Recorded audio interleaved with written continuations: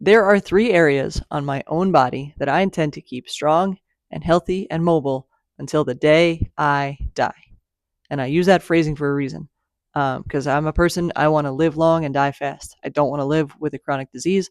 I don't want to live with as any disability as best that I can help it. I would like to live long and die fast. That's just my opinion. You can have your own. These are the 3 areas that I am going to keep strong and mobile until the day I die, if I have any say over it. In this order: my hips, my ankles, and my thoracic spine.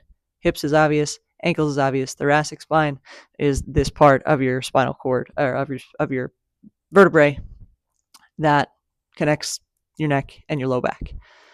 They are in that order for that reason. I have seen so many people come through my office doors with limited functional mobility because of their hips, their ankles, and their thoracic spine.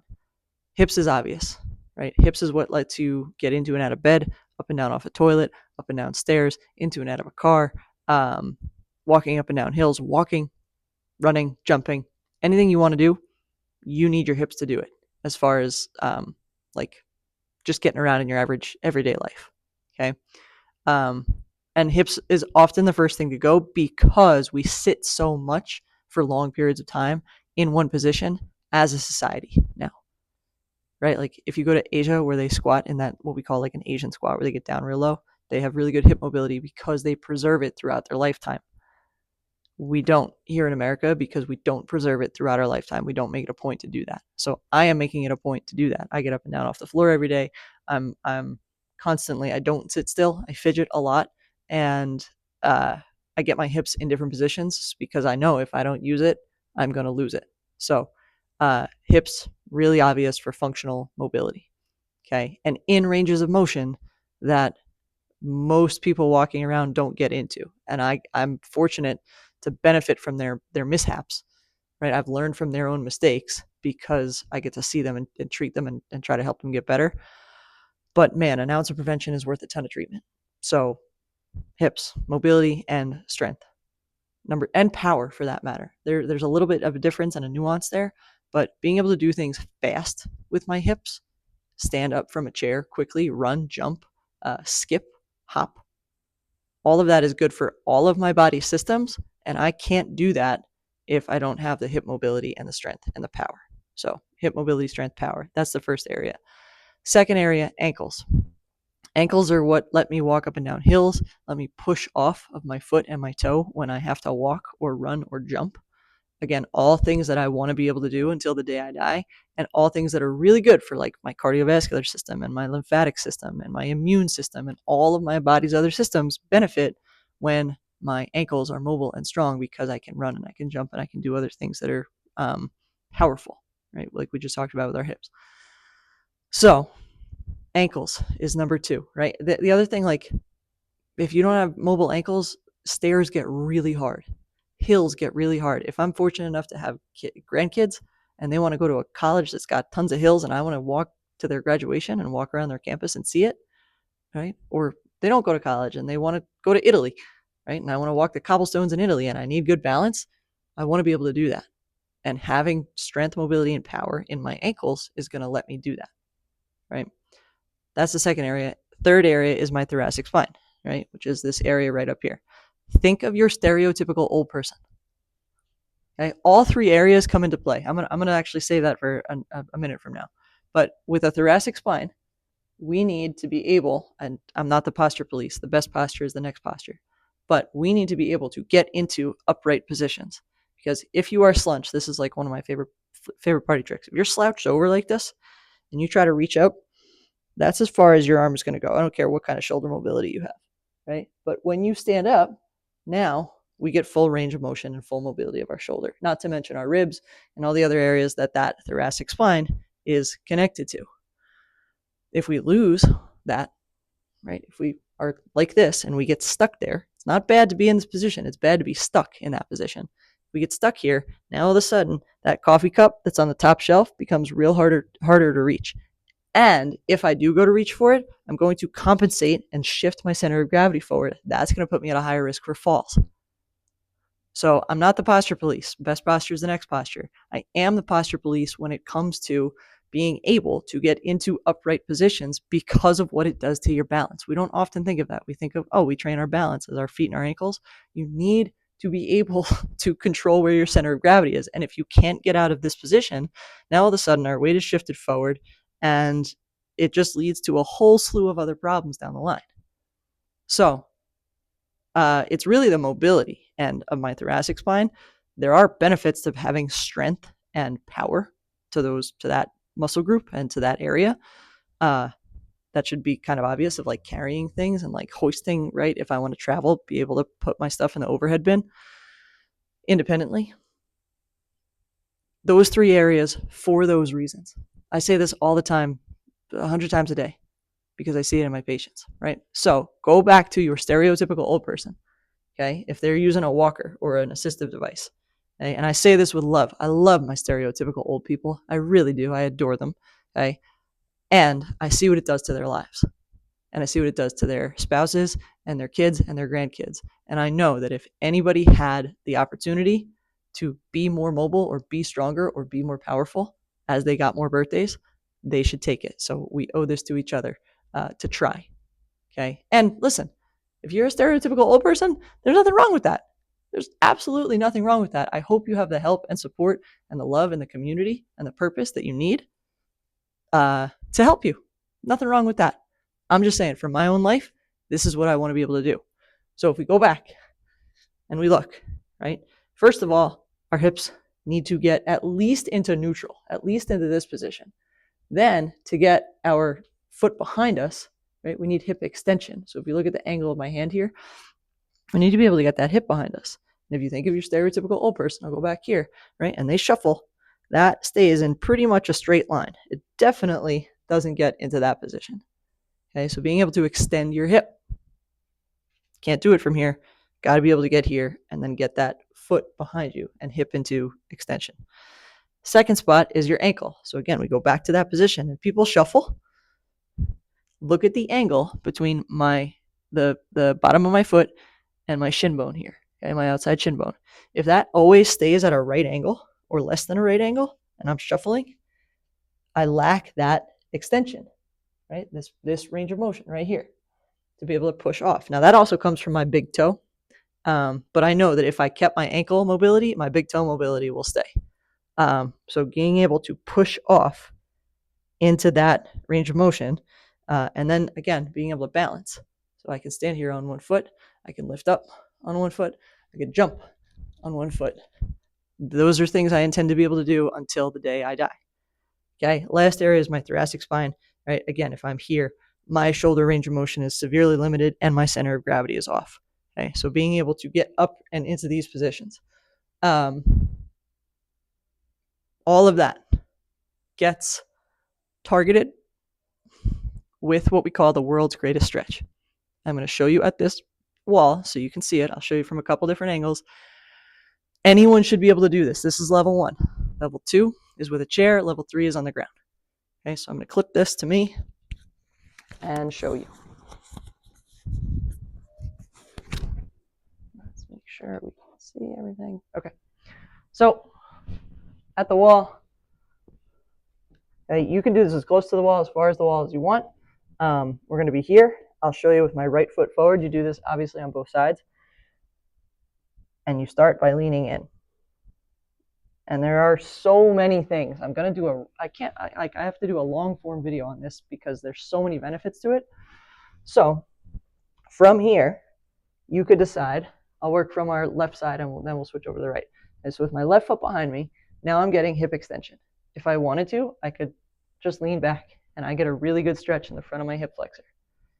Okay? I could choose to lift my heel off the ground and I can lean back a little bit more. I could choose to leave my heel on the ground and lean into the wall a little bit, and now I get a stretch through my calf muscle. And again, you might feel this in different positions. You might feel it down in your heel. You might feel it up closer to your knee. I always say whatever's tightest feels it first. So from here, now I can go backwards and I can get a stretch in my right hamstring through here.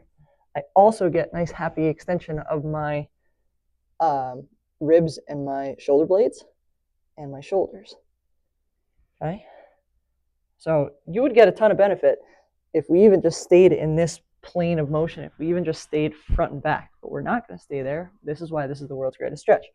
So we're going to lean forward and backwards, get a stretch in the hamstring here, get a stretch in the calf, and in your right and your left hip flexor here. Okay, and then I will shift my weight on my forward foot, and I call this like a windshield wiper. Okay, so I just shift to the outer edge of my foot and the inner edge of my foot, and I get mobility of my hip. I'll show you from here. Right, my hip has to now move. It has to adduct and abduct, and it has to rotate in its socket. Right? Abduct and adduct, it just means it goes out and it goes in. Right? And it has to rotate in its socket, so it's getting good input to that joint. Okay? And then from here, this is my favorite, this is what I love about this, is I reach through, and I exhale, and then I reach up and away. And I inhale, and I exhale. Okay? And now we're getting involvement of that middle part of my back. Not just the middle part of my back, but my lower back gets this, my neck gets this. Two key components with this. Number one, your eyes. Number one, lead with your thumb in both directions. So you go down, lead with your thumb, you go up, you lead with your thumb. And if you notice, I'm watching my hand. Your body will go where your eyes go. So I'll just go further if I watch it.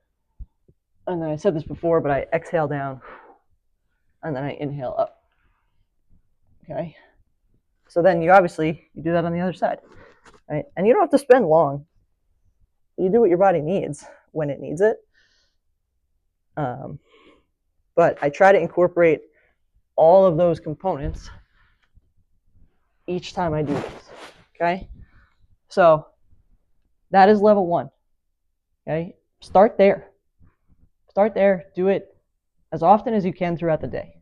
Honestly, like you can do it at your kitchen counter. You do not need a wall to do this. You can do it at a desktop or a countertop. Doesn't matter. Start there. Do something. Spend a minute in that position. Okay? This is going to be level 2. I'm going to grab a chair, and I'll meet you back here.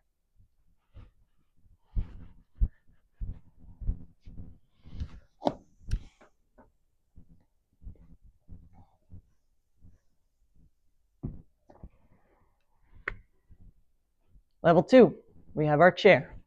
Okay? This is the intermediate between upright and the ground. This is, again, second level. It is literally the same thing. Okay? So we're here. Again, right foot forward. The biggest difference, I think, with this is you can get deeper into the hip range of motion. So I'm on my right side here of the rotating. Okay, so now you're just at a different angle for that hip. Whereas before I was way up here, now I can get a little deeper into that and a little deeper into the rest of these stretches too. Okay, and then I'm going to put my hand here so I don't move and hurt myself. Right. And it's the same thing, literally the exact same thing as when we were against the wall, but now we're just fighting gravity and we're getting into different ranges of motion. And again, listen to your body. Like right now, my hamstring is tight and it wants to hang out here. I'm going to hang out here. Okay.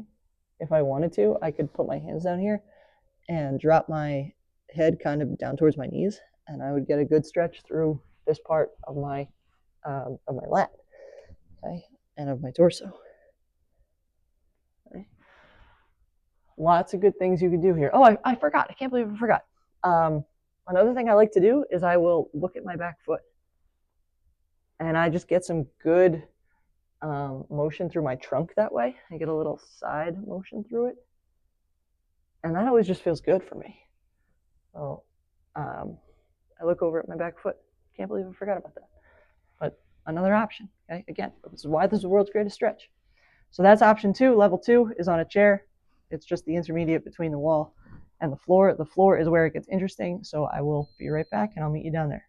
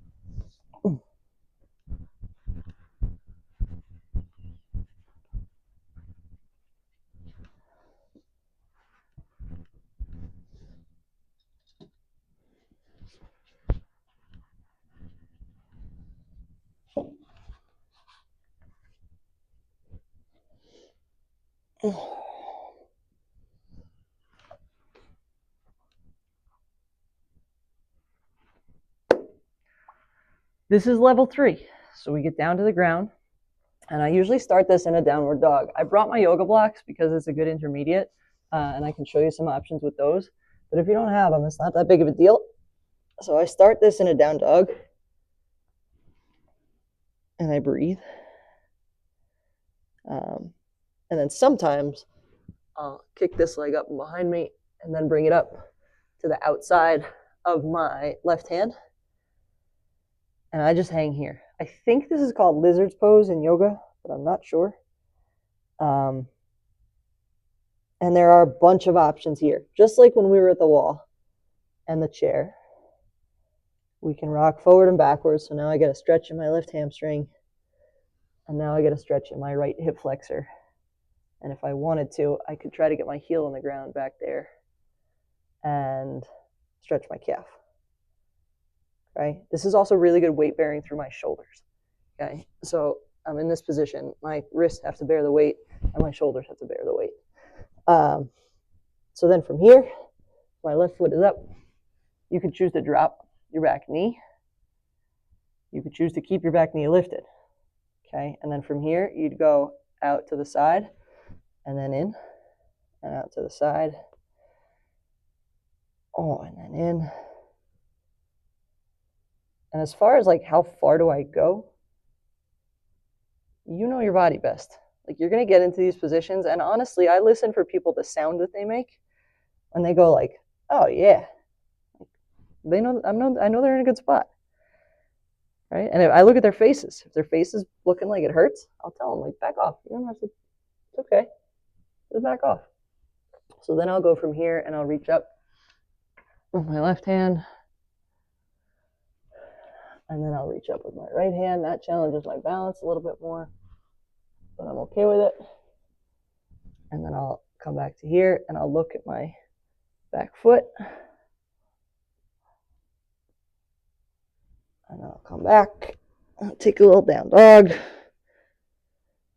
and then up the other way.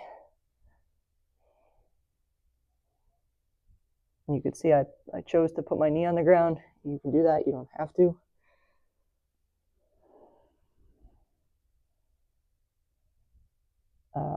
And then again, out to the side and back in. You can always move your hands if you wanted to get another range of motion out of that knee and out of that hip.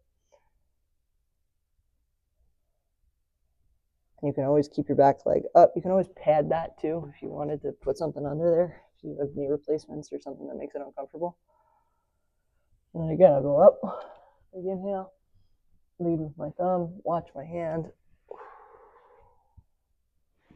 And then I'll go up my left.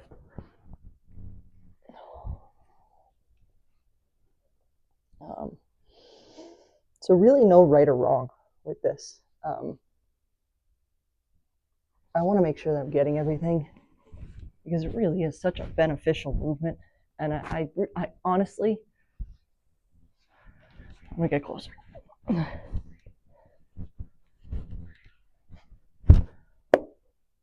I really, really do believe that if we could get the whole world to do this, like we do brushing our teeth, if we could get people to do this twice a day for 2 minutes, in the morning and at night, ideally 3 times a day, right? Morning, noon, and night,